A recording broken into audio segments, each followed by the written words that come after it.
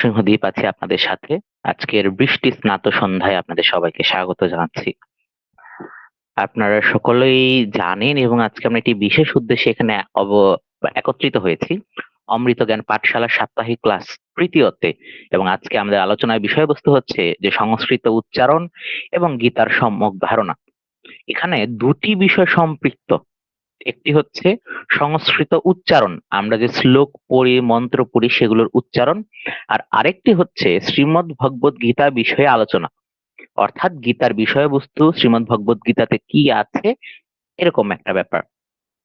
এখানে আমাদের একটা বিষয় খেয়াল রাখতে হবে, সংস্কৃত উচ্চারণের ক্ষেত্রে আমরা স্বাভাবিক যে শ্লোকগুলো পাঠ করি তার যে উচ্চারণের কৌশল থেকে বৈদিক যে সংস্কৃত বা মন্ত্রাদি রয়েছে তার উচ্চারণ কিন্তু কিছুটা দুরূহ।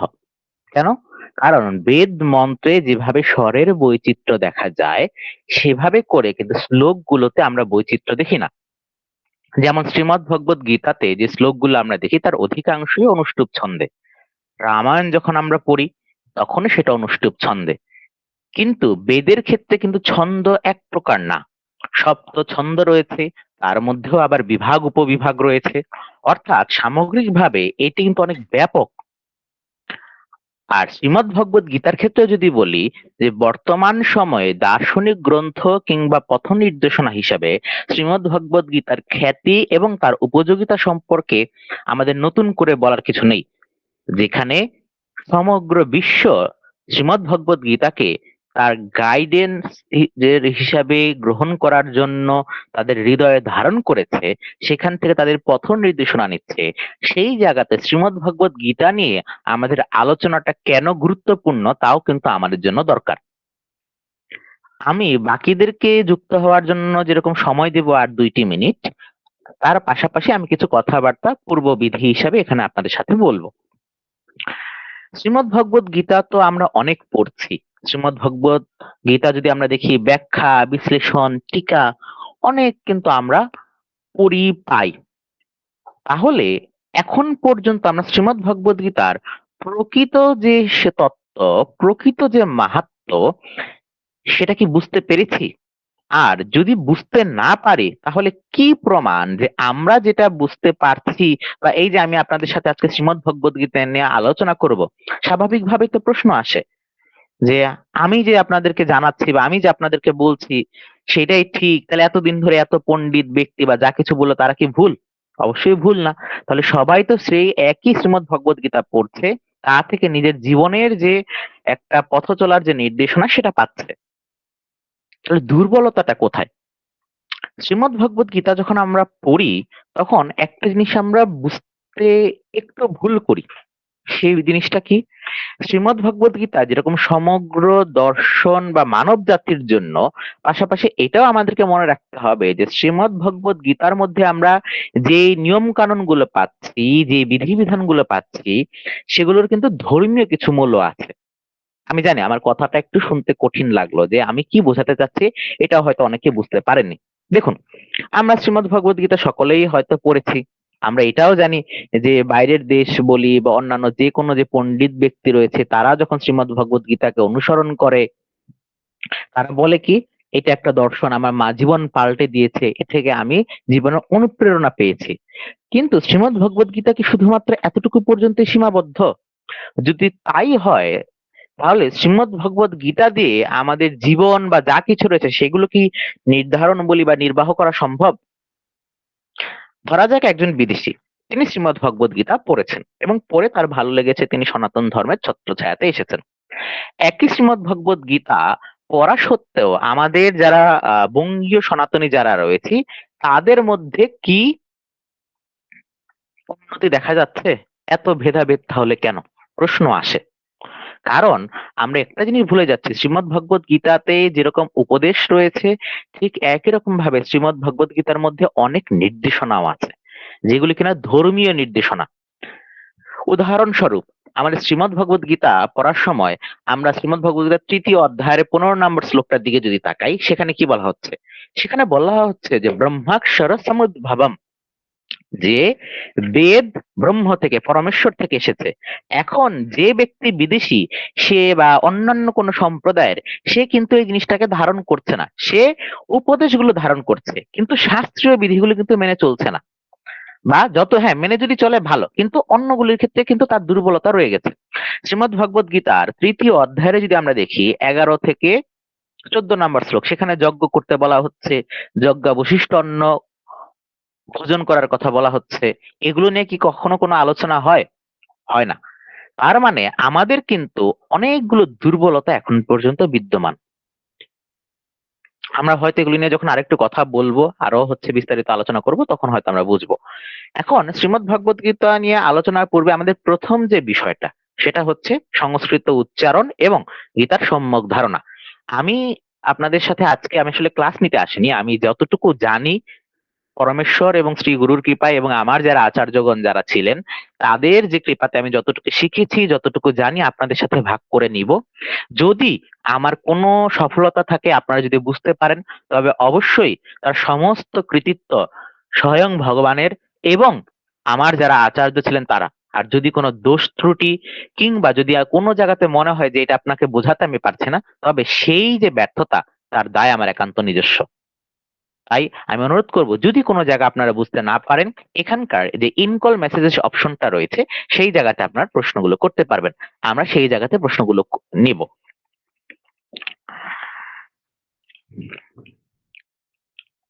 তো আমরা প্রথমে দেবনাগরী বর্ণ পরিচয় বা দেবনাগরী বর্ণমালা সম্পর্কে জানবো। আমরা এটাকে আসলে নাগরী লিপি বলা হয়ে থাকে। আমরা সংস্কৃত হরফ অনেকে বলি এরকম ভাবে, বাট কিন্তু এটাকে সংস্কৃত হরফ না। আমাদের যেরকম বাংলাতে বঙ্গীয় লিপি আছে, ঠিক একই রকম ভাবে দেবনাগরীতেও কিন্তু বর্ণমালা বা লেখা, লিপিতে লেখার কিন্তু কিছু প্রচলন আছে। আমাদের বর্ণমালা যদি দেখি, বর্ণমালা মূলত সংস্কৃতে দুই প্রকার, একটি হচ্ছে স্বরবর্ণ, আর একটি হচ্ছে ব্যঞ্জন বর্ণ। তো স্বরবর্ণের ক্ষেত্রে কি কি? স্বরবর্ণের ক্ষেত্রে আমরা পাচ্ছি স্বরবর্ণ 13টি: অ, আ, ই, ই, উ, উ, ঋ, ঋ, লি, এ, ঐ, ও, ঔ। এভাবে করে কয়টি পাচ্ছি? 13টি। আর সংস্কৃতে ব্যঞ্জন বর্ণ কয়টি পাচ্ছি? 33টি। আর এর বাইরেও যদি আমরা দেখি, বেশ কিছু নির্দিষ্ট বর্ণ রয়েছে, সেগুলো হচ্ছে কি? অযোগ বাহ বর্ণ, যেগুলোকে কি কি বলা হয়ে থাকে? অনুস্বার, বিসর্গ, জিহ্বা মূলীয় এবং উপধামনীয়। অনুস্বার আমরা সকলেই পড়েছি বা সকলেই জানি। বিসর্গ, আমি আবারও বলছি, বিসর্গ। তাহলে অনুস্বার এবং বিসর্গের উচ্চারণ সম্পর্কে আমাদের একটা সংস্কৃত যারা, আমরা একটু নাড়াচাড়া করেছি, অনেকের ভুল ধারণা আছে। আমরা মনে করি যে সংস্কৃতে যত জায়গাতে দন্তস্বর রয়েছে, সেই জায়গাতে ছয়ের মতো উচ্চারণ করলেই হবে। যেরকম কোথাও সাম্য বলা আছে, আমরা কানে শুনেছি, আমরা বলে দিলাম কি সাম্য। But উচ্চারণটা কিন্তু আসলে সরাসরি ছ না, ছাতা এবং, আপনি যদি, আমি বলছি সাম্য, দুইটার মধ্যে কিন্তু পার্থক্য আছে। এরকম কিছু ডিফারেন্স দেখা যায়। আমরা এটা হয়তো আরো যখন বর্ণনা করব তখন আপনারা জানতে পারবেন, শিখতে পারবেন, সমস্যা নেই। তো এই যে সংস্কৃত বর্ণমালার উচ্চারণের ক্ষেত্রে বাংলা হরফের সাথে বা বাংলা লিপির সাথে কিন্তু অনেকাংশে মিল পাওয়া যায়। যেভাবে বাংলায় অনুনাসিক বর্ণ রয়েছে, উ, ইয়, মূর্ধ ন, দন্ত ন, ম, ঠিক একই রকম ভাবে সংস্কৃত ব্যঞ্জন বর্ণের মধ্যেও কিন্তু আমরা এগুলো দেখতে পাই। এমন না যে এগুলো অন্য কোনো জায়গার মধ্যে নেই। আবার ব্যঞ্জন বর্ণের শ্রেণী বিভাগ, ব্যঞ্জন বর্ণগুলোকে উচ্চারণের স্থান অনুযায়ী 5 ভাগে বিভক্ত করা যায়: কণ্ঠ, তালব্য, মূর্ধন্য, দন্ত এবং ওষ্ঠ। অনেকে এগুলি শুনে হয়তো ভাবছেন যে এগুলো তো আমরা ক্লাস 9-10 এর বাংলা বইতে পড়েছি। হ্যাঁ, আপনারা পড়েছেন। আপনারা যদি ক্লাস 9-10 এর বাংলা বই ডাউনলোড করে আবারও পড়েন, আপনারা সেখানেও পেয়ে যাবেন। কারণ বাংলা ভাষার যে ব্যাকরণটা রচিত হয়েছে, সেটা মূলত কিন্তু তার আদিতম উৎস সংস্কৃতের উপরে ভিত্তি করে রচনা করে হয়েছে, যেটা কিনা ঈশ্বরচন্দ্র বিদ্যাসাগরের হাত দিয়ে প্রথম শুদ্ধভাবে আসে। তার আগে ম্যানুয়েল দা আসামসন সাও, তিনি কি করেছিলেন? তিনি পর্তুগিজ ভাষাতেও কিন্তু রচনা করেছিলেন একটি বাংলা ব্যাকরণ। যাই হোক, সেটা ইতিহাসের বিষয়। আর উচ্চারণের বৈশিষ্ট্য অনুযায়ী দুই ভাগে ভাগ করা যায়, একটি হচ্ছে অঘোষ আর একটি হচ্ছে সঘোষ, বা বাংলাতে আমরা যেটাকে ঘোষ ধ্বনি বলে থাকি। অর্থাৎ একটি গুরু গম্ভীর বেশি আর একটি গুরু গম্ভীর কম। আর উচ্চারণের সময় বাতাসের পরিমাণের উপর নির্ভর করে দুই ভাগে ভাগ করা যায়, অল্প প্রাণ এবং মহাপ্রাণ। যেটা উচ্চারণ করার সময় আমার বাতাস বা শ্বাস প্রশ্বাস যাই বলুন না কেন বেশি দরকার পড়ে সেটা হচ্ছে মহাপ্রাণ, আর যেটাতে কম দরকার পড়ে সেটাকে বলা হচ্ছে অল্প প্রাণ। তাহলে এই যে অল্প প্রাণ এবং মহাপ্রাণের কথা বলছি সেগুলোকে কিভাবে আমরা বুঝতে পারি? আমরা আপনাদের এখানে আপনার স্ক্রিনে দেখতে পাচ্ছেন আমরা একটি সুন্দর করে একটা ছক উপস্থাপন করেছি। দেখুন, স্পর্শ মানে যেগুলোকে উচ্চারণ করার সময় আপনার স্পর্শ করতে হচ্ছে, ক, খ, গ, ঘ। এর মধ্যে ক এবং খ এগুলো হচ্ছে অঘোষ, আর গ এবং ঘ এগুলো হচ্ছে সঘোষ। কেন? এগুলো উচ্চারণ করার সময় অধিকতর জোরে হচ্ছে। ট, ঠ, আর একটা হচ্ছে ড, ঢ। আর অল্প প্রাণ কোনগুলো? এই আনুনাসিক যে সকল বর্ণ আছে এগুলো কিনা নাকের সাহায্যে উচ্চারণ করতে হয়। উ, ইয়, মূর্ধন্য, দন্তন্য, ম। এগুলো উচ্চারণ করতে হচ্ছে নাকের সাহায্যে, আনুনাসিক বলা হচ্ছে এই কারণে। এর বাইরে যদি আমরা দেখি অল্প প্রাণের মধ্যে কি কি রয়েছে, ইয়, র, ল এবং পাশাপাশি ম। একটা জিনিস আপনাদের খেয়াল রাখতে হবে, সংস্কৃত কিন্তু আমরা যেটাকে অন্তস্থ জ যেটাকে বলে থাকি, বা অন্তস্থ ইয় যেটাকে বলে থাকি, এটা কিন্তু দুই ভাবে উচ্চারিত হয় না, একভাবেই হয়। মূলত বর্গীয় জয়ের উচ্চারণ আর আমরা যে বাংলাতে এভাবে যে জটা পাই দুইটার উচ্চারণ কিন্তু একই, কিন্তু সংস্কৃতে এই জন্য শুধুমাত্র বর্গীয় জটা আছে। আর অন্তস্থ জ যেটা রয়েছে সেটার উচ্চারণ অর মতো হয়। যেরকম আমরা বলি যদা যদা হি ধর্মস্য, এখানে যদি অন্তস্থ অ আছে কিন্তু উচ্চারণ করার সময় কিন্তু আমরা ইয়দা ইয়া উচ্চারণ করছি, বর্গীয় জয়ের মতো উচ্চারণ করছি না। তো এই ক্ষেত্রে একটু খেয়াল রাখতে হবে। সব জায়গাতেই যে ইয়টা একবারে ইয়ে হবে তা কিন্তু না, সেটা আমরা ধাপে ধাপে সামনে জানবো। আর ওষ্ঠধ্বনি, কণ্ঠ এগুলো সম্পর্কে আমরা অনেকে আগে থেকেই জানি, আমরা আবার আপনাদের সাথে একটু কথা বলি। সেটা হচ্ছে কণ্ঠ মানে কি, যে উচ্চারণগুলো কণ্ঠ থেকে আসছে, ক, খ, গ, ঘ। এখানে শুধুমাত্র কণ্ঠের সাহায্যে আমরা এগুলোকে উচ্চারণ করতে পারি। তালব্য মানে কি, তালুর সাহায্যে যেগুলোকে উচ্চারণ করা হয়, চ, ছ, জ, ঝ। এগুলো হচ্ছে তালব্য। আমি স্ক্রিনে দেখিয়ে দিচ্ছি হাইলাইট করে, এগুলো হচ্ছে তালব্য। মূর্ধন্য কি কি, ট, ঠ, ড, ঢ। এগুলো উচ্চারণ করার সময় আমার জিহ্বার অগ্রভাগ মূর্ধাতে, অর্থাৎ সামনের দিকে, মাড়ি থেকে একটু পিছনের দিকে এখানে স্পর্শ করছে।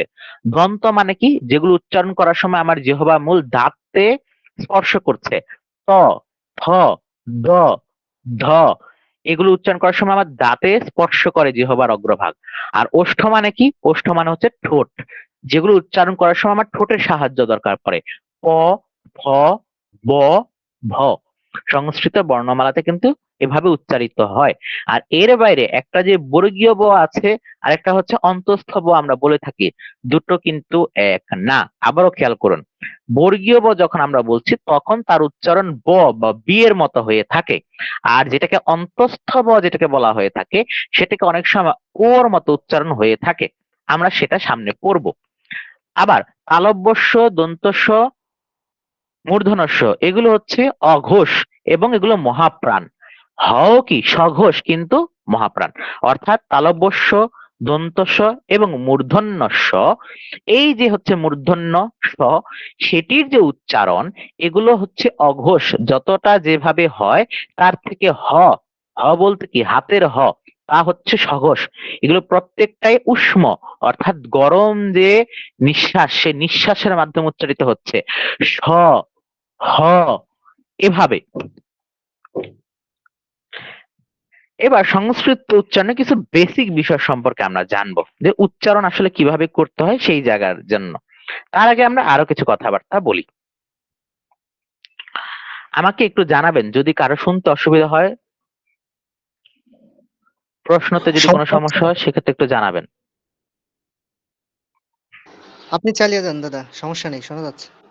আচ্ছা, তো আমরা সংস্কৃত উচ্চারণ বিধির একটি জায়গাতে চলে এসেছি, যে সংস্কৃত উচ্চারণ কিভাবে করতে হয়, সংস্কৃত উচ্চারণের যে বিধিবদ্ধ নিয়ম, সেই জায়গাটিতে এটা আমরা বলতে গেলে প্রায় প্রবেশ করবো এখন।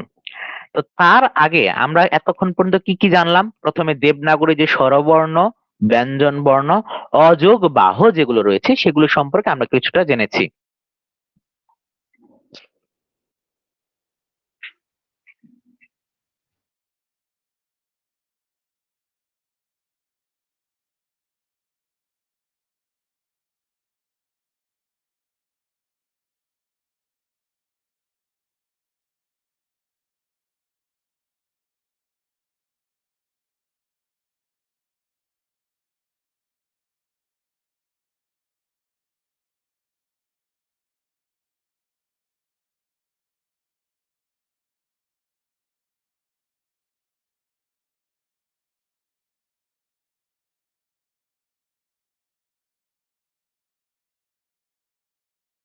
দুঃখিত, একটি জরুরি কল আসার কারণে বের হতে হয়েছিল। আমরা আবারও শুরু করি আমাদের যে বিধিগত নিয়ম ছিল। তো আমরা স্বরবর্ণের ক্ষেত্রে উচ্চারণ বা যে বিষয়গুলি ছিল সেগুলি সম্পর্কে আলোচনা করেছি। সেই জায়গাতে আমরা দেখেছি যে কিভাবে উচ্চারিত হয়। আমরা আবারও এগুলোকে দেখবো যাতে একবার আমাদের মেমোরি রিকল হয়ে যায়।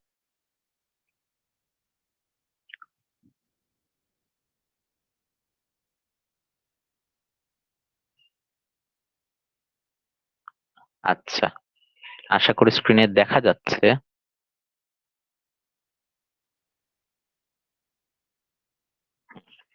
তো দেবনাগরী বর্ণমালার ক্ষেত্রে আপনার স্ক্রিনে দেখতে পাচ্ছেন প্রথমে স্বরবর্ণ দেওয়া আছে এবং পরবর্তীতে ডানে ব্যঞ্জন বর্ণ দেওয়া আছে। এটা আপনার শুদ্ধধ্বনি শ্রীমদ্ ভগবত গীতার শুরুতে পেয়ে যাবেন, কিংবা যাদের অক্ষর সম্পর্কে আলাদাভাবে শেখা দরকার তারা বৈদিক আদর্শলিপি গ্রন্থের মধ্যেও এগুলো পেয়ে যাবেন। তো আমরা আবারও বলি, সেক্ষেত্রে স্বরবর্ণ যে 13টা ছিল সেই স্বরবর্ণ এখানে রয়েছে 13টা। এদেরকে দুই ভাগে ভাগ করা যায়, একটি হচ্ছে হ্রস্বস্বর আর একটি হচ্ছে দীর্ঘস্বর। হ্রস্বস্বর হচ্ছে 5টি এবং দীর্ঘস্বর হচ্ছে 8টি। হ্রস্বস্বর যেই স্বরবর্ণ উচ্চারণ করতে কম সময় লাগে সেগুলোকে বলা হয়ে থাকে হ্রস্বস্বর। আর দীর্ঘস্বর যেই সকল স্বরবর্ণ উচ্চারণ করতে বেশি সময় লাগে সেগুলোকে বলা হয়ে থাকে দীর্ঘস্বর। একটা হচ্ছে শর্ট ভাওয়েল, একটাকে বলা হচ্ছে লং ভাওয়েল। আমরা যদি হ্রস্বস্বর দেখি যেগুলো এখানে স্বরবর্ণে রয়েছে সেগুলো কি কি? অ, র, ই অর্থাৎ হ্রস্ব ই, হ্রস্ব উ।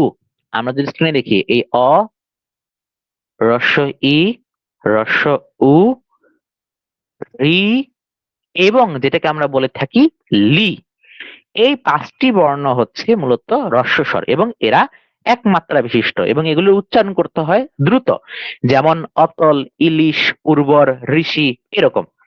আর যে সকল স্বরবর্ণ উচ্চারণ করতে বেশি সময় লাগে তাদেরকে বলা হয়ে থাকে দীর্ঘস্বর। সেগুলো কি কি? স্বর আ, যেটাকে আমরা বাংলায় বলি স্বর আ, কিন্তু আসলে কি আ, দীর্ঘ যে ই, উ, এ, ওই, ও, ও, এগুলোকে বলা হচ্ছে দীর্ঘস্বর।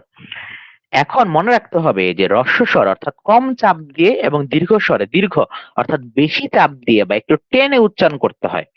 দীর্ঘস্বরের উচ্চারণে বাংলার হ্রস্বস্বরের উচ্চারণের দ্বিগুণ সময় লাগে, যেরকম অ, আ, অর্থাৎ বেশি চাপ দিয়ে দ্বিগুণ সময় উচ্চারণ করতে হচ্ছে।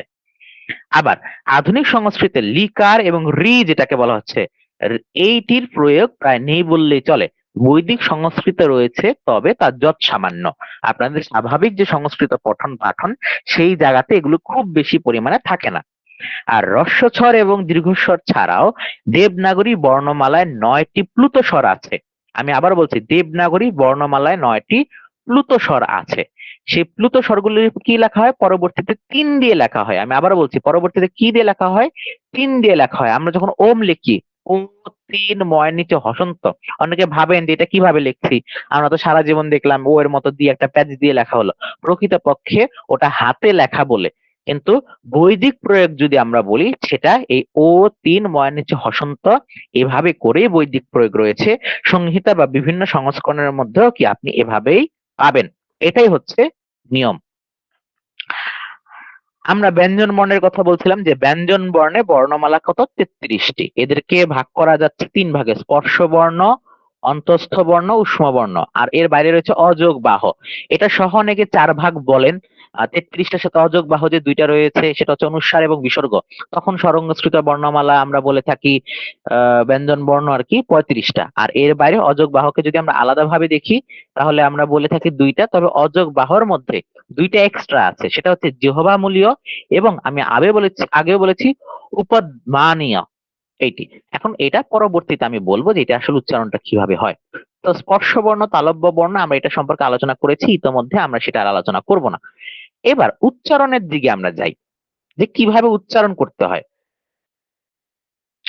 ক বর্ণীয় ধ্বনি, চ বর্গীয় ধ্বনি, ত বর্গীয় ধ্বনি অর্থাৎ ক, খ, গ, ঘ এগুলো থেকে ও পর্যন্ত, চ, ছ, জ, ঝ, ইয় এগুলো হচ্ছে তালুতে। মূর্ধন্য ট, ঠ, ড, ঢ মূর্ধন্য, সেগুলো কোথায়? মূর্ধায়।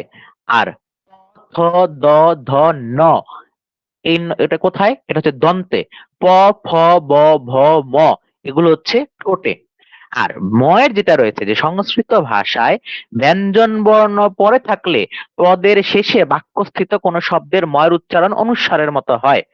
আর কিন্তু বাক্যের শেষে যদি থাকে তাহলে তেমন হবে না, উচ্চারণ ময়ের মতোই থাকবে। যেরকম নির্মলং জলম, এখানে শেষে যে আমি জলম দেখতে পাচ্ছি, আপনার স্ক্রিনে হয়তো দেখতে পাচ্ছেন, আমি একটু জুম করে দিই তাহলে হয়তো আপনাদের জন্য সুবিধা হবে। আশা করি এবার আপনাদের দেখতে কোনো সমস্যা হচ্ছে না। তো এখানে যে আমরা নির্মলম জলম বলছি, এখানে দেখুন জলম শব্দের উচ্চারণ ময়ের উচ্চারণ কিন্তু ময়ের নিচে হসন্ত হিসাবে আছে, কিন্তু মাঝখানে যদি থাকতো মটা তাহলে কিন্তু সেটা অনুস্বার হলেও অনুস্বারের মতো উচ্চারণ হবে, ম হলে পরে কিন্তু ময়ের মতো উচ্চারণ। আর ইয়, ইয়, উ, ন এগুলো উচ্চারণ হবে কি? আমরা যেটাকে বাংলায় হচ্ছে বলি উ, সেটা উচ্চারণ হচ্ছে উ, ইয়। আর মূর্ধন্য যেটা, জিহ্বা উল্টিয়ে মূর্ধা প্রায় স্পর্শ করতে হয়, ন, ন জিহ্বাটাকে ভাঁজ করে উল্টাবেন এবং সেটাকে মূর্ধাতে, সে মূর্ধাতে স্পর্শ করতে হবে। মূর্ধা যদি না চিনে থাকেন তাহলে আমি আপনাদেরকে দেখিয়ে দিচ্ছি মূর্ধা কোন জায়গাটাতে। এই যে মূর্ধা আপনারা যদি দেখেন, এই যে জিহ্বার এই যে তালব্য, তালু, তালুর পেছনে হচ্ছে মূর্ধা, ন, ন। আর এই যে নিচে যে আপনারা ছবি দেখতে পাচ্ছেন, এই ছবির মধ্যে ক, খ, গ, ঘ কোনটা কোথাও উচ্চারণ করতে হবে সেটা কিন্তু এখানে লেখা আছে, তাহলে তখন বুঝতে পারবেন যে আসলে কোথায় উচ্চারণ আমাকে এটা করতে হচ্ছে। অন্তঃস্থ বর্ণ জ, র, ল, ব এটাকে আমরা বাংলায় বলে থাকি। আর অন্তঃস্থ জ যেটা রয়েছে, বাংলায় অন্তঃস্থ জকে বর্গীয় জয়ের মতো উচ্চারণ করতে হয়, আর ইয়কে মানে যেটা হচ্ছে ইয়র মতো উচ্চারণ করতে হচ্ছে। তাহলে প্রকৃতভাবে মনে রাখতে হবে সংস্কৃতে কিন্তু এই যে ইয় যেটা বলা হয় তেমন কোনো শব্দ নেই। বাংলায় যেখানে ইয় লেখা হচ্ছে সেটা সংস্কৃতে এই যে আমরা যেটাকে জ বলছি সেটা। তাই দুটোর উচ্চারণ কিন্তু আসলে একই। আর এই যে যেটাকে আমরা অন্তঃস্থ জ বলছি এটার উচ্চারণ কি হবে? ইয়, ইয়, ইয়, নাক বাদ দিয়ে ইয়, ইয় সেভাবে করে। এই জন্য যেরকম শ্রীমদ ভগবত গীতা 4র্থ অধ্যায় 7ম শ্লোকের ক্ষেত্রে যদা যদা আমরা যেটাকে বলি সেটার উচ্চারণ হবে কি? ইয়দা, ইয়দা। যজুর্বেদ যেটাকে বলি সেটার সংস্কৃত উচ্চারণ হচ্ছে যজুর্বেদ। আমি আবারও বলছি যজুর্বেদ। জম যেটাকে আমরা বাংলা উচ্চারণ করি তখন এটা উচ্চারণ হবে কি? ইয়ম। আবার উচ্চারণ হবে কি? ইয়ম।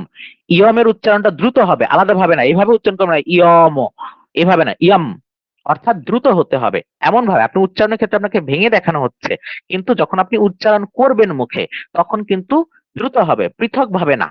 আবার কোন্তেয় যেটাকে দেবনাগরী লিপিতে আমরা যদি দেখি সেখানে তো আর এই যে আমরা যেটা অন্তত জপ আছে সেভাবে নেই, সেটা উচ্চারণ কি হবে? কন্তেয়, কন্তে, কৌন্তেয়। আর ধর্ম সংস্থাপনার্থায় তখন হচ্ছে উচ্চারণ হচ্ছে কি? ধর্ম সংস্থাপনার্থায়, ধর্ম সংস্থাপনা, ভালোভাবে দেখুন, ধর্ম সংস্থার, ধর্ম সংস্থার একটা রেফ আছে, ধর্ম সংস্থার পনার্থায়। আরেকটা হচ্ছে কি শ্রেয়, যেটাকে আমরা বাংলা উচ্চারণ করি এটার উচ্চারণ সংস্কৃত কি হবে? শ্রেয়, শ্রেয় এভাবে করে। এটা প্র্যাকটিসের বিষয়, শুনে শুনে বুঝবেন, একদিনে হবে না, স্বাভাবিকভাবেই আমাদের সময় লাগবে। তবে একটা জিনিস আমাদেরকে সবাই খেয়াল রাখতে হবে, উচ্চারণ আমরা যতটুকু যেভাবে শুদ্ধ পারি বা যা পারি, সংস্কৃত বর্ণমালা বা যেটাকে আপনি লিপি বলুন, হরফ বলুন, সেটা যেন আমরা সকলেই জানি, এটাতে যেন কখনো ভুল না হয়। অন্তঃস্থ র যেটা, এটা উচ্চারণ হবে দন্তমূলে জিহ্বা স্পর্শ করে। বাড়ি, বর, যেভাবে আমরা রয়ের উচ্চারণটা করি তখন এই বাড়ি বলতে মানে কি জলের বাড়ি, কিন্তু বাড়ি ঘরের বাড়ি না, বাড়ি বর, এই রয়ের মতো লর উচ্চারণ হবে স্বাভাবিকভাবে বাংলা যেরকম ল উচ্চারণ আমরা করে থাকি তেমন ভাবে।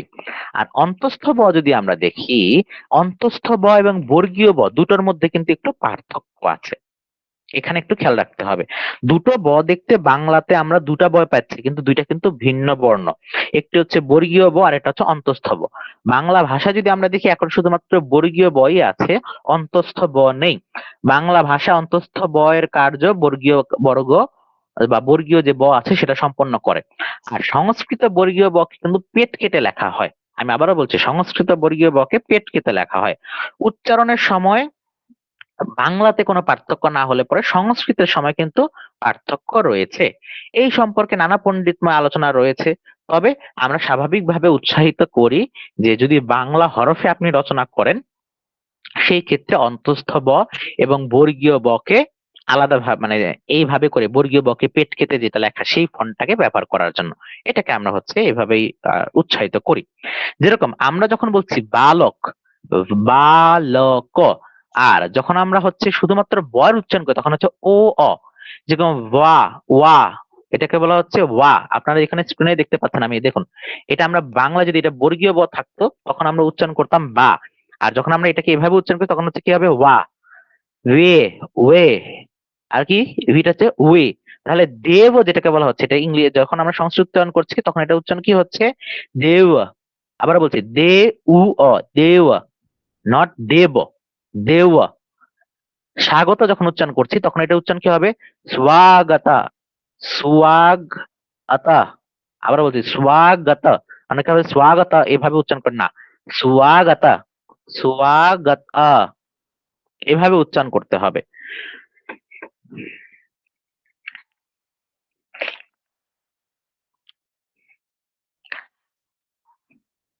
আবার আমরা হচ্ছে এই জায়গাতে উষ্ম বর্ণে চলে এলাম, তালব্য শ, দন্ত স, মূর্ধন্য স এবং হ। তালব্য শ তো এটি উচ্চারণ করার সময় যেভাবে হচ্ছে তালব্য শ, যেরকম ইংরেজি উচ্চারণে যখন আমরা শাউট উচ্চারণ করি, বাংলায় শরৎ, শশী উচ্চারণে যেরকম স উচ্চারিত হয় তেমন। মূর্ধন্য ষ উচ্চারণের সময় দন্তমূলের পেছনে খাঁজ কাটা যে অংশ আছে দাঁতের গোড়ার পেছনে, আপনারা হাতে আঙুল দিয়ে দেখতে পারেন, আপনার যে উচ্চারণ মূর্ধ দাঁতের যে দন্তমূল দাঁতের যে গোড়া তার পিছনে একটা উঁচু নিচে একটা অংশ আছে, খাঁজ কাটা অংশ আছে, সেই জায়গাতে জিহ্বা স্পর্শ করে উল্টিয়ে মূর্ধা প্রায় স্পর্শ করতে হয়।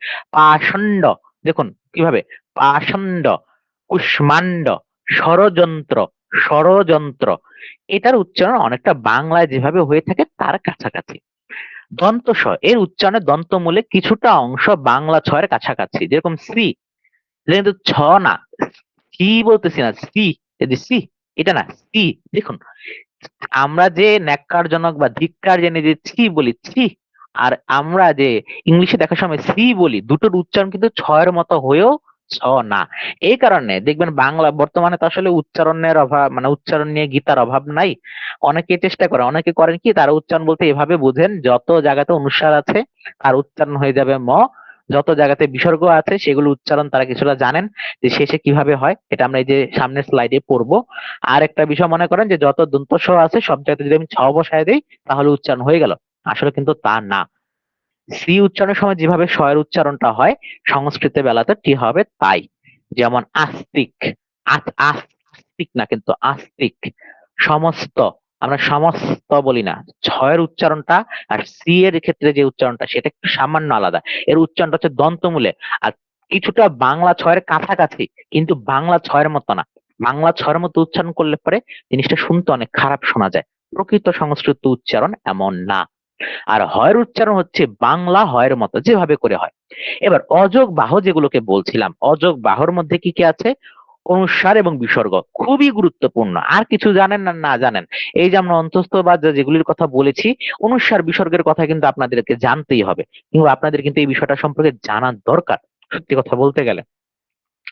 গীতা যদি পড়ি বা অন্য যে কোনো ক্ষেত্রে, শ্লোকের ক্ষেত্রে, মহাভারত বলুন রামায়ণ বলুন, যদি কোনো শব্দের শেষে অনুস্বার থাকে তবে তার উচ্চারণ ম হয়। আমি আবার বলছি, শব্দের শেষে যদি অনুস্বার থাকে তবে তার উচ্চারণ হবে ময়ের মতো, ময়ের নিচে হসন্ত যুক্ত ম আর কি। যেরকম গীতার যদি দেখি 18তম অধ্যায়ের 66 নম্বর শ্লোকে শরণম, এখানে অনুস্বার আছে কিন্তু উচ্চারণের ক্ষেত্রে কি হচ্ছে শরণম। পাণ্ডবানিকম, পাণ্ডবানিকম ইমম, মাম। আমরা কিন্তু বলি কি মাং, বলি কি না, আমরা কিন্তু বলি মাম, ইমং না, কিন্তু ইমম। এটা যদি এরকম হয় যে বিসর্গটা কোথায় আছে, বিসর্গটা আপনার আছে সংস্কৃত শব্দের শেষে, তাহলে এটার উচ্চারণ হবে হয়ের মতো। আর যদি তার পূর্ববর্তী বর্ণে বিসর্গের আগে যে পূর্ব অক্ষর বা কারের যে সংক্ষিপ্ত রূপটা আছে সেই অনুযায়ী এটার উচ্চারণ হবে। যেরকম ঋগ্বেদের দশম মণ্ডলের 36 নম্বর সূক্তে 16 নম্বর মন্ত্রে দেব গোপা, এখানে বিসর্গ আছে, আমি বাংলা উচ্চারণ করছি, কিন্তু এই যে দেখুন এখানে আকার আছে না, গোপার ক্ষেত্রে আকার, এই কারণে বিসর্গ থাকার কারণে এখানে উচ্চারণ করে দেব গোপাহা, কি হচ্ছে আহ, হা হচ্ছে। ঠিক একই রকম ভাবে ভিক্ষুহু, কেন শেষে এখানে রস্যুকার আছে। আবার মনুষ্বাহা, মনুষ্বাহা, কারণ শেষে এখানে আকার আছে। আর যদি শব্দের মাঝখানে কোথাও বিসর্গ থাকে, তার উচ্চারণ হবে অর্ধেক হয়ের মতো, অর্ধ হ। পূর্ণ হ উচ্চারণে যতক্ষণ সময় লাগে তার অর্ধেক সময়ে অর্ধ উচ্চারিত হবে। যেরকম দুঃখ, যেরকম হচ্ছে দুঃখ আমরা যখন উচ্চারণ করি সেটাকে হচ্ছে সংস্কৃত উচ্চারণের ক্ষেত্রে কি হয়ে যাচ্ছে, সেটা হয়ে যাচ্ছে দুঃখ, দুঃখ, এভাবে উচ্চারণটা। এই ক্ষেত্রে আমাদের কিছু খেয়াল রাখতে হবে। আমরা এই বিসর্গ উচ্চারণের ক্ষেত্রে দুই ভাবে করেই কিন্তু আমরা উচ্চারণ করতে পারি। বিদ্যাসাগর মহোদয় যখন তার ব্যাকরণ কৌমুদী গ্রন্থে বলেন যে বিসর্গ আশ্রয় স্থান ভাগী, অর্থাৎ যে স্বরবর্ণকে আশ্রয় করে থাকে সেই স্বরবর্ণের উচ্চারণ স্থানই তার স্থান। তাই বিসর্গের উচ্চারণ বিধি যেভাবে হচ্ছে আমরা মনে করি যে আমরা যেটা দেখলাম, আসলে কিন্তু তা এত সহজ না। তারপর আমরা যেটুকু আপনাদেরকে বলে দিয়েছি প্রতিনিয়তকার দৈনন্দিন জীবন কিংবা উচ্চারণের ক্ষেত্রে এটুকু পর্যন্ত যথেষ্ট।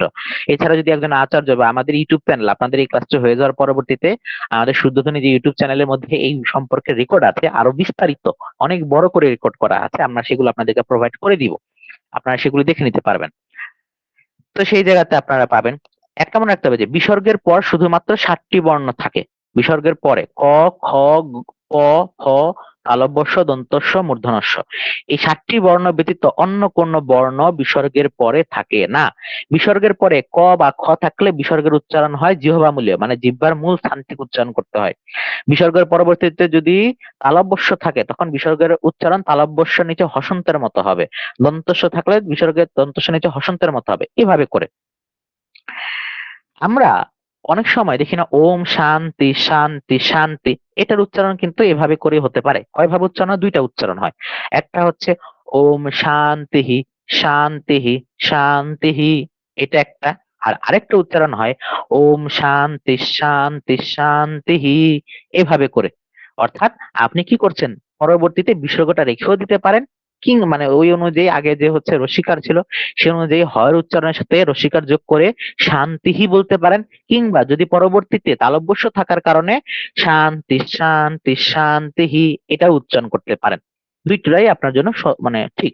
আবার আমরা যদি দেখি মামকাহ, এটা হচ্ছে কি মামকাহা পাণ্ডবাশ্চৈব, এটা কিভাবে করা যেতে পারে, মামকাহা পাণ্ডবাশ্চৈব, এভাবে উচ্চারণ করতে পারেন। আর আরেকটা উচ্চারণ হচ্ছে মামকাহ পাণ্ডবাশ্চৈব, এখানে কায়ের পর একটা ফয়ের মতো উচ্চারণ হচ্ছে মামকাহ, মামকাহ পাণ্ডবাশ্চৈব, মামকাহ পাণ্ডবাশ্চৈব, এই উচ্চারণটাও কিন্তু হয়। তবে আমরা সহজের জন্য অনেক সময় বলে থাকি যেভাবে ভেঙে উচ্চারণ করা আছে, বিসর্গ দিয়ে উচ্চারণ করা আছে, দুইটা উচ্চারণই শুদ্ধ। এই কারণে আপনাদের জন্য যেটা সহজ হয় সেটা উচ্চারণ করবেন, সেটাই যথেষ্ট। সংস্কৃতে কিন্তু ডয় বিন্দু র এবং ঢয় বিন্দু র নেই, এই কারণে এগুলোর উচ্চারণ দেওয়া হলো না। বরং আমরা যদি দেখি জিহ্বামূলীয় যে ধ্বনিগুলো পাচ্ছি, সেই ক্ষেত্রে কি হচ্ছে যে কিছু কিছু উচ্চারণ যখন আমরা জিহ্বামূলীয়র পরবর্তীতে, জিহ্বামূলীয় কোনগুলোকে বোঝায় সেটা কি জানেন কেউ? বোধহয় না। তবে এটা আমি দেখাবো, জিহ্বামূলীয় খুবই যে গুরুত্বপূর্ণ তা তো বটেই, তবে তার আগে অতিরিক্ত কিছু নিয়ম জানা দরকার। সংস্কৃত বর্ণগুলোর মধ্যে লুপ্ত অ থাকে, কিন্তু বাংলায় এই বর্ণমালা নেই। বাংলায় এই লুপ্ত অ বোঝানোর সময় মাত্রাবিহীন হ দেওয়া হয়। মন্ত্র বা শ্লোকে মাত্রাবিহীন হয়ের মতো যে বর্ণটা রয়েছে, যেটা আমরা দেখতে পাচ্ছি, বা অর্ধমাত্রার মতো যেটাকে আমরা দেখতে পাই, এগুলোকে বলা হয় থাকে লুপ্ত অ। অনেকে এটাকে বাংলা হয়ের মতো উচ্চারণ করেন, এটা খুবই গুরুতর একটা ভুল। এটা হ না, এটা লুপ্ত অ, এবং এর কি নেই কোনো নির্দিষ্ট নিজস্ব উচ্চারণ নেই, এটা উচ্চারণ করার দরকার নেই। যেরকম প্রথমাধ্যায়, এটা উচ্চারণের ক্ষেত্রে কি হচ্ছে, অনেকে বলেন কি প্রথম অধ্যায়, এই হ উচ্চারণ যাবে না। আবার প্রথম অধ্যায়, এটার উচ্চারণ উচ্চারণ করারও দরকার নাই। বলবেন কি খুব সুন্দর ভাবে যে প্রথমাধ্যায়, এভাবে করে। ফলার উচ্চারণের একটা ব্যাপার চলে আসে, যে পূর্বের নিয়ম মতো ইয়া উচ্চারণ করে, যেরকম কাম্য, এখানে যেরকম অন্তস্থ জয় ফলা বলছি, তাহলে এটা উচ্চারণ কি হবে, কামিয়া। আবার বিদ্যাতে, এটা হচ্ছে উচ্চারণ আমরা বাংলা করি কি বিদ্যাতে, আর যখন এটা সংস্কৃত উচ্চারণ করবো তখন কি হবে, বিদিয়াতে। নান্যপন্থা বিদিয়াতে আয়নায়, নান্যপন্থা বিদিয়াতে আয়নায়। আমরা বাংলা উচ্চারণ করার সময় বলি বিদ্যাতে, কিন্তু সংস্কৃত উচ্চারণের সময় কি হচ্ছে, নান্যপন্থা বিদিয়াতে আয়নায়। আচার্য বলি আমরা বাংলাতে, বাট সংস্কৃত যখন উচ্চারণ করছি তখন কি বলছে, আচারিয়া অভ্যাসেনা। এটা আমরা বাংলায় বলি, কিন্তু এটা উচ্চারণটা আসলে কি হবে, যে অভিয়াসেনা, অভিয়াসেনা, অভিয়া, যেরকম ইয়া আছে অভিয়াসেনা, সন্ন্যাস বলি বাংলায়, আর সংস্কৃত উচ্চারণ করে সন্ন্যাস, সন্ন্যাস, এভাবে উচ্চারণ করতে হবে। সন্ন্যাস, একটু ভেঙে ভেঙে যদি দেখেন, সন্ন্যাস, একটু তাড়াতাড়ি বলে সন্ন্যাস। তবে যদি কোনো শব্দে অন্ত এবং জফলা পাশাপাশি থাকে, তবে তার উচ্চারণ হবে ইয়। যেরকম মই আসক্ত, মই আসক্ত, ই অ, মই আসক্ত। এখানে আমরা বাংলা উচ্চারণ করলে হতো কি মজ্জাশক্ত, কিন্তু আসলে তো মজ্জাশক্ত না। যারা একটু সংস্কৃত জানেন তারা তখন উচ্চারণ করতে চান মাইয়াসক্ত, না, মাইয়া, মাইয়া বললে কিছু নয়, এটা উচ্চারণটা হবে কি, যে মাই আসক্ত, মাই আসক্ত, মাই আসক্ত। আমি বারংবার উচ্চারণ করছি যাতে আপনারা শুনে বুঝেন, মাই আসক্ত, মাই আসক্ত। আর রফলার ক্ষেত্রে কি বাংলার মতো উচ্চারণ, যেরকম কার্য যেটাকে আমরা বলছি, সংস্কৃত উচ্চারণ করার সময় কি কারিয়া, কার ইয়া, কার ইয়া। বর্ষ যখন আমরা বলছি তখন কি হচ্ছে, বর্ষা আ, বর্ষা আ, বর্ষা আ, বর্ষা আ, এইভাবে করে। তবে সন্ধি বিচ্ছেদ করে পড়ার ক্ষেত্রে একটা কথা মনে রাখতে হবে, সন্ধির উদ্দেশ্য হলো একসাথে দ্রুত উচ্চারণ করে ধ্বনিগত মাধুর্য রক্ষা করা। সঠিক অর্থ বজায় রাখার জন্য সন্ধি ভেঙে ভেঙে দ্রুত উচ্চারণ করতে হয়। এই সঠিক অর্থ বজায় রাখাটা কি, আমরা যদি একটু দেখি, এরকম গীতার হচ্ছে কি চতুর্থ অধ্যায়ের সপ্তম শ্লোক হলো অভ্যুত্থানম ধর্মস্য। সাধারণত লোকে এই শ্লোকটা উচ্চারণ করে কি অভ্যুত্থানম ধর্মস্য, অভ্যুত্থানম ধর্মস্য, এভাবে উচ্চারণ করেন, কিন্তু এটা তো উচ্চারণ হবে না। তখন হবে কি অভ্যুত্থানম, যখন কিনা ধর্মের উত্থান হলে আমি অবতীর্ণ হই, কিন্তু আসলে কি তাই না, এখানে তবে তো অধর্ম, তাহলে ওতে উচ্চারণটা কি হবে। আমরা যদি সংস্কৃত বর্ণমালা বা যাকে পদচ্ছেদ বা ভেঙেও করি, তখন কিন্তু আমাকে খেয়াল রাখতে হবে, পদচ্ছেদ বা সন্ধি ভাঙা হচ্ছে আপনার উচ্চারণটাকে বুঝিয়ে দেওয়ার জন্য, দ্রুত করার জন্য, কিন্তু সেটা করতে গিয়ে যদি ভুল হয় তাহলে কিন্তু ঝামেলা। যেরকম অভিয়ুত, অভিয়ুত, অভ্যুত্থানাম অধর্মস্য, দেখুন ভালোভাবে, অভ্যুত্থানাম অধর্মস্য, অভ্যুত্থানাম অধর্মস্য, এর অর্থ হচ্ছে অধর্মের উত্থান হলে। এবার অর্থটা ঠিকঠাক আছে, তাহলে উচ্চারণ ঠিক না হওয়ার কারণে কিন্তু আপনার অর্থটা কি হয়ে যাবে, ভুল হয়ে যাবে। তাই অর্থ রক্ষার প্রয়োজনে সন্ধিগুলো সঠিকভাবে ভাঙতে হবে। যদি উচ্চারণ আপনি দ্রুত করতে চান, সন্ধি ভেঙেও যদি উচ্চারণ করতে চান, তবে সঠিকভাবে ভাঙতে হবে। এখন আপনি অভ্যুত্থানম ধর্মস্য যদি বলেন তাহলে তো ঝামেলা। অভ্যুত্থানম আধার, এটা এভাবে হয় না, অভ্যুত্থানম অধর্মস্য, উচ্চারণটা হবে বা সন্ধি বিচ্ছেদটা হবে এভাবে।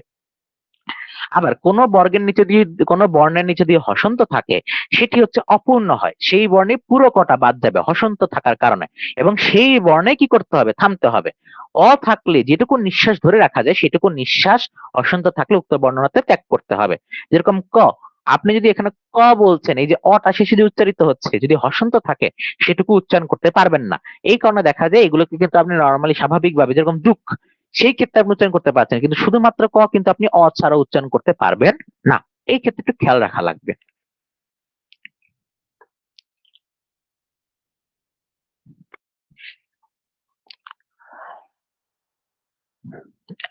যেরকম গীতার প্রথম শ্লোকে কিম কুরুবত যেটা দেওয়া আছে, সেটাকে কিম কুরুবত, এটা হচ্ছে বাংলাতে আমরা যখন পড়ি তখন দেখছি এটাকে উচ্চারণ করতে হবে কিম অকুরবতা, কিম আকুরবতয়া, কিম অকুরবতা। ভালোভাবে দেখুন, কিম অকুরবতা, কিম অকুরবত সঞ্জয়া, উচ্চারণটা এভাবে হচ্ছে। আর হস বা হসন্ত চিহ্ন যদি না থাকে, সেখানে অ এর উচ্চারণ যেভাবে হয় সেভাবেই হবে। শব্দ বিভাজনের ক্ষেত্রে অ ব্যতীত কোনো শব্দ অপূর্ণ থাকলে হসন্ত বসবে না, বা তাতে কোনো অযুক্ত করা যাবে না। যেরকম কর্ম সন্ন্যাস, এটাকে একত্রে আছে, এটাকে যদি একত্রে থাকে, যদি এভাবে অ থাকে, তাহলে কি হবে, উচ্চারণটা হবে কি কর্ম সন্ন্যাস। এখানে কর্ম সন্ন্যাস এভাবে উচ্চারণ হবে না। এভাবে ভুল হওয়ার পাশাপাশি অর্থটা পাল্টে যাবে। শব্দ বিভাজনের ক্ষেত্রে অব্যতীত কোনো শব্দ অপূর্ণ থাকলে তাতে হসন্ত বসবে না। এখানে যেহেতু অ ছাড়া একত্রে আছে, সেখানে কি হচ্ছে কর্ম সন্ন্যাস এভাবে উচ্চারণ হবে। আমরা যেটাকে হচ্ছে হয় ম যেটাকে উচ্চারণ করি সেটাকে কি হবে ব্রাহ্মণ, যেটাকে উচ্চারণ হয় সেটা কি কি বলা হচ্ছে হয়ের ময়ের মতো করে উচ্চারণ করলে যে ব্রহ্মপুত্র ব্রহ্মা ব্রাহ্মণাহা ব্রাহ্মণ কি ব্রাহ্মণাহা।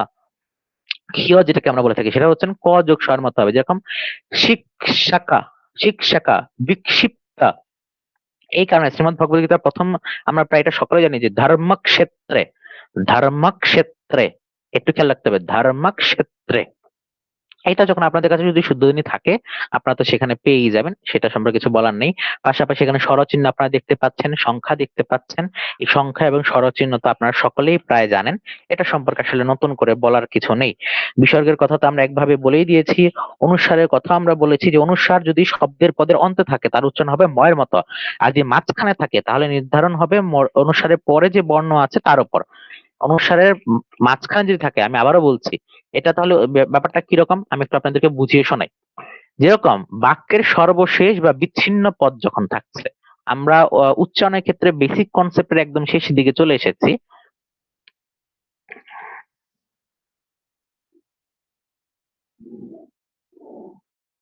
আচ্ছা, আমরা আশা করি দেখতে পাচ্ছি যে বাক্যের সর্বশেষ বা বিচ্ছিন্ন শব্দের ক্ষেত্রে বিসর্গের উচ্চারণ হয় তার পূর্বে স্বর অনুযায়ী। এটা আমরা কিছুক্ষণ আগে বলেছি, যেরকম তাপাহা, নাদাহা, জানাহা, প্রতিহি, মানুহু এভাবে করে। আর বাক্যের সর্বশেষ না, যদি মধ্যস্থ কোনো বর্ণে থাকে বিসর্গ উচ্চারণে তার পূর্বের উপস্থিত স্বর অনুযায়ী উচ্চারণ করা আবশ্যক না। শেষে যদি থাকে যেরকম একরকম, বাক্যের মাঝখানে থাকলে কিন্তু তেমন না। এই ক্ষেত্রে বিসর্গের স্থানে কেবল হয়ের মতো উচ্চারণ, যেটা আমরা বলেছি অর্ধেক, যেরকম ধিয়া ইয়া নাহ প্রচোদয়াৎ, এখানে কিন্তু নাহা বলছি না, ধিয়া ইয়া নাহ প্রচোদয়াৎ এভাবে উচ্চারণ করছি। কিন্তু যদি শেষে থাকতো তখন কিন্তু আমরা নাহা বলতাম, যেরকম হচ্ছে নাদাহা তাপাহা এভাবে উচ্চারণ করছি সেভাবে। অবগ্রহের ক্ষেত্রে আমরা বলেছি সেটা কোনো কি নেই, উচ্চারণ আলাদাভাবে হয় না।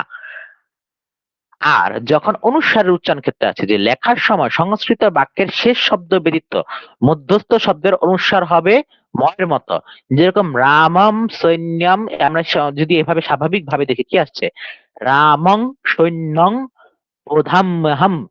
কিন্তু এটার প্রকৃত উচ্চারণ আসলে কিভাবে হবে, যেহেতু অনুস্বারগুলো শব্দের মাঝখানে আছে, বাক্যের মানে শব্দের মাঝখানে বলতে বাক্যের মাঝখানে আছে এই শব্দগুলো, তার উচ্চারণ কি হচ্ছে রামম সৈন্য, রামম সৈনম বোধাম্যহম।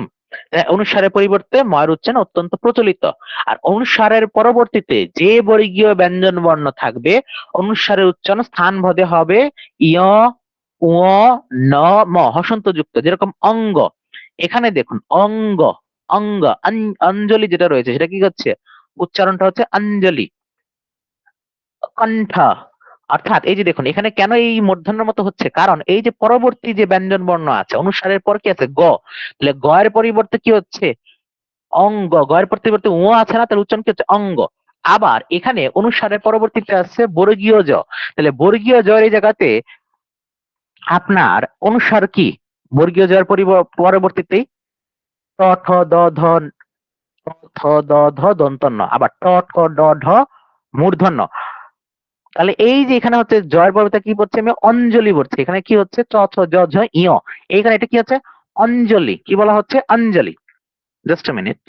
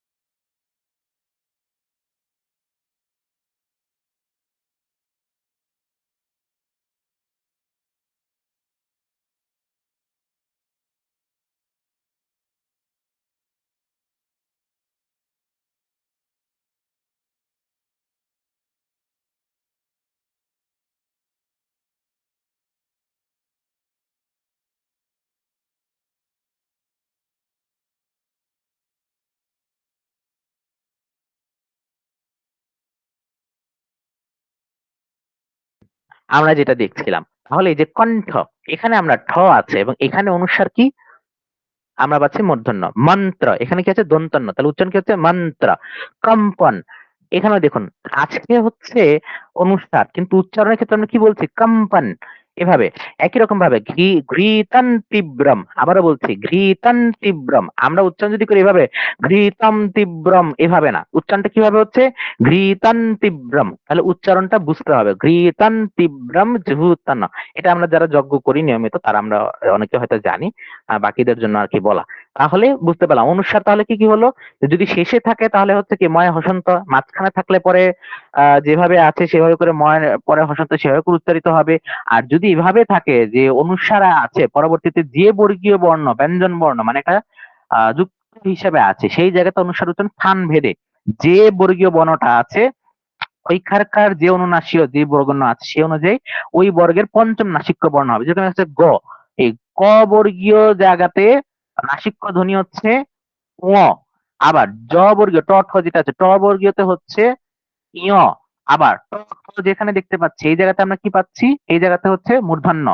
বর্গীয় জ যেটা ছিল চ ছ সেই জায়গাতে কিন্তু আমরা আবারও বলছি সেখানে আমরা কিন্তু ইয় পেয়েছি।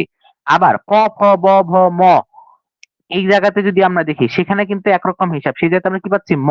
আর যখন ত থ দ ধ দন্ত ন সেই জায়গাতে পাচ্ছি দন্ত ন। এইভাবে কিন্তু উচ্চারণটা হবে। তো আমরা এই পর্যন্ত হচ্ছে থাকুক, আপনারা হচ্ছে এই পর্যন্ত আগে প্র্যাকটিস করেন, অক্ষরগুলি আসলে চিনুন। আমি হচ্ছে এটা যে স্লাইড বা যেটা রয়েছে সেটা আমি দিয়ে দিব, বা যে হচ্ছে অন্যান্য যে রেকর্ড গুলি পাওয়া যায় সেটা দিয়ে দিব, আশা করছি তখন কোনো সমস্যা হবে না। তো এই হচ্ছে আপনাদের স্বাভাবিক যে প্রশ্নোত্তরে বা যে জায়গাগুলো ছিল সেটা।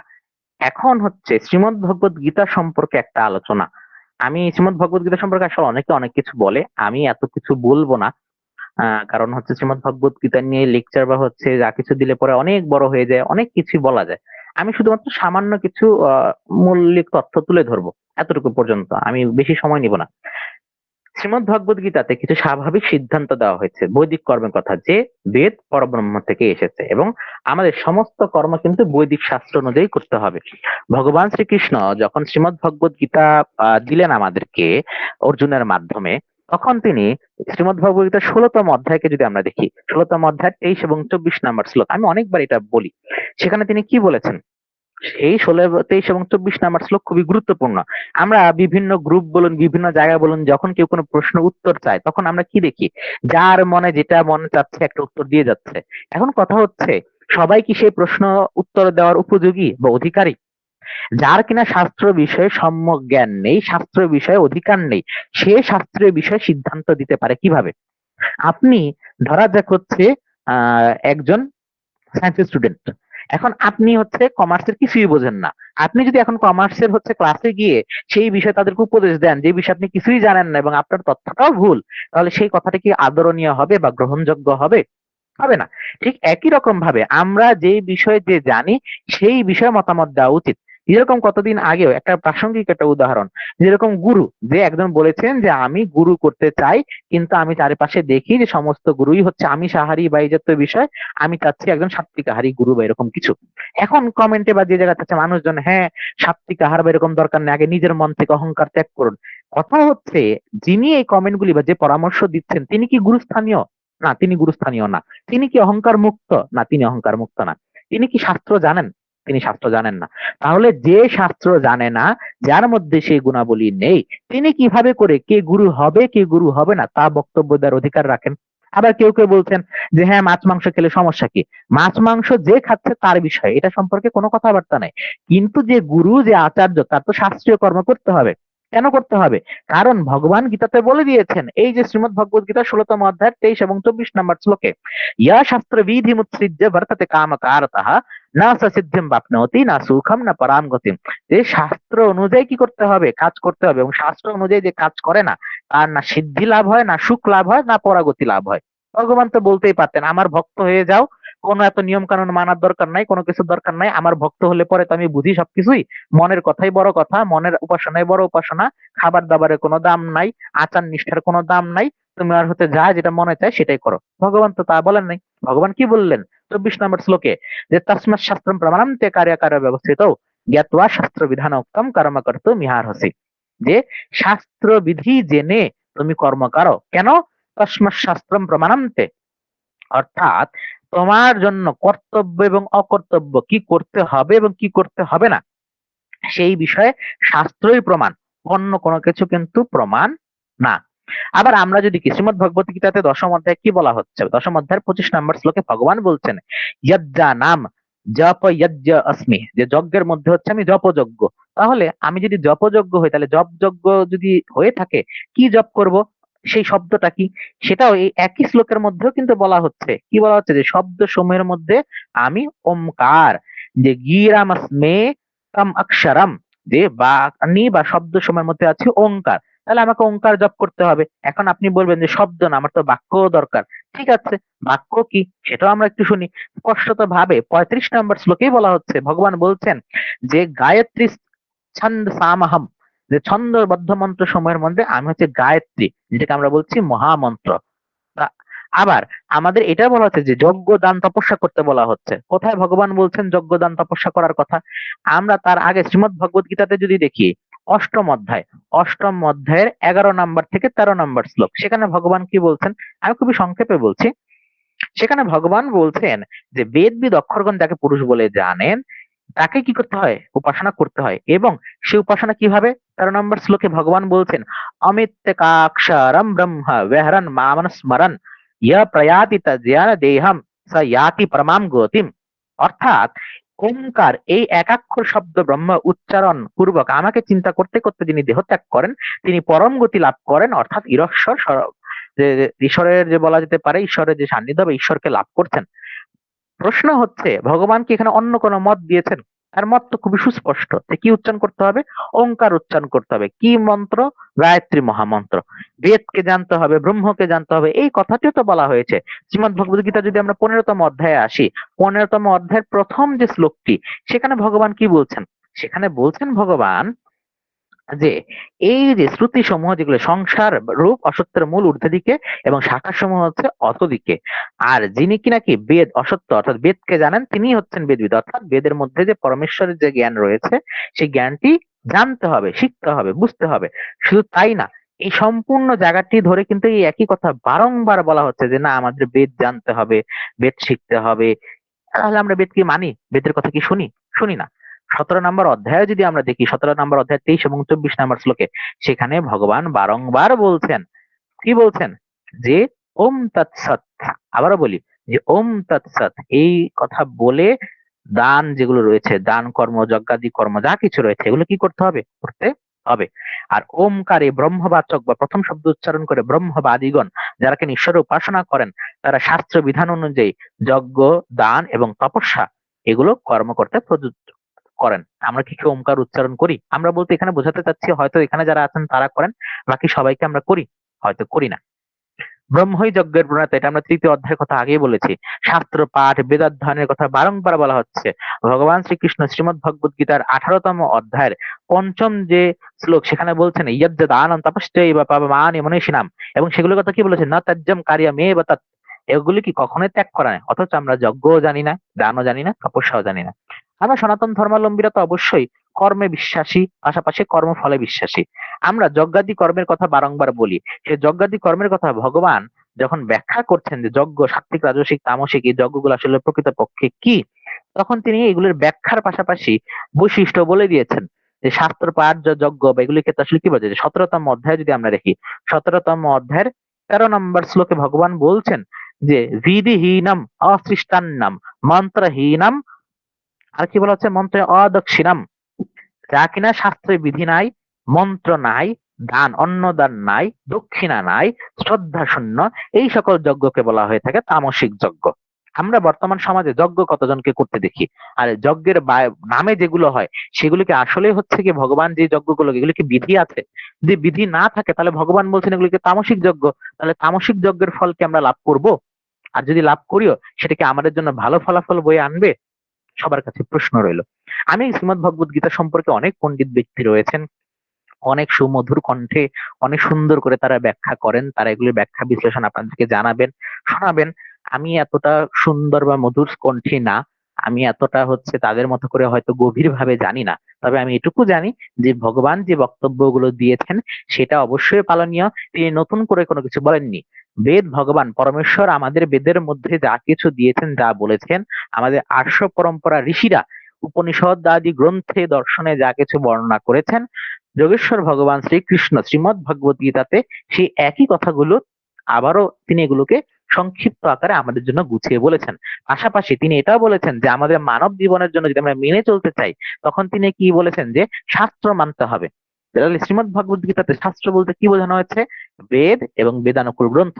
কারণ আপনি যদি দেখেন মানব জীবনে ছাত্র জীবন বলুন, রাজনৈতিক জীবন বলুন, পারিবারিকের কথা বলুন, সমগ্র বিধিবিধান সমস্ত কিছু কোথায় আছে?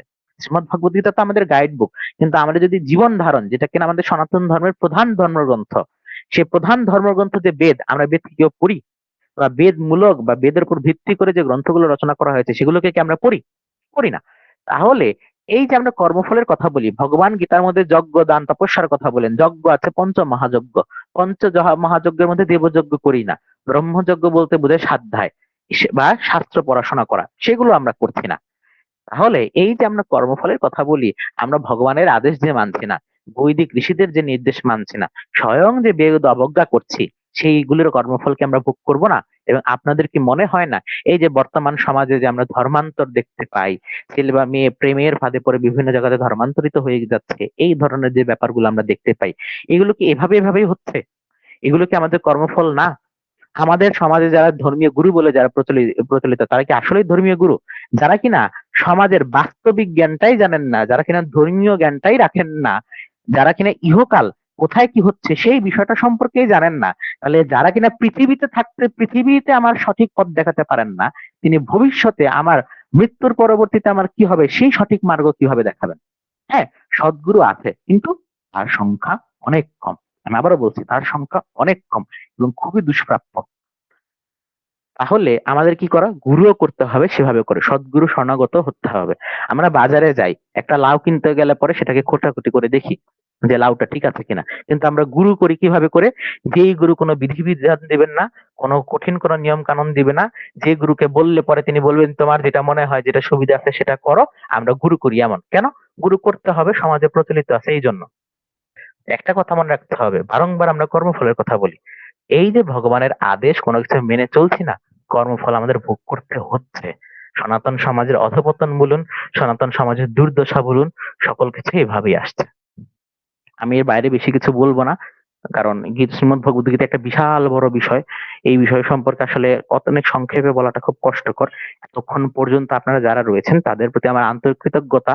আমি জানি না কতটুকু বোঝাতে পেরেছি, হয়তো যদি পরবর্তীতে কখনো সম্ভব হয় আমি আবারও হয়তো বলবো, তবে মনে হয় না সেটার দরকার হবে। আমি যে ক্লাসে যে চ্যানেল, আমাদের যে প্রত্যেকটা বিষয় মানে প্রত্যেকটা উচ্চারণ আরো শুদ্ধতম রূপে খুবই সুন্দর ভাবে আমাদের থেকেও যারা ভালো জানেন তাদের কিছু লেকচার বা স্লাইড আছে, সেগুলো আমি দিয়ে দিব। আশা করছি তাতে কোনো সমস্যা হবে না। ততক্ষণ পর্যন্ত সকলে ভালো থাকবেন, সুস্থ থাকবেন। পরমেশ্বর আপনাদের সকলের মঙ্গল করুন। নমস্কার, শুভরাত্রি। নমস্কার, শুভরাত্রি দাদা। ধন্যবাদ এত সুন্দর ক্লাস উপহার দেওয়ার জন্য।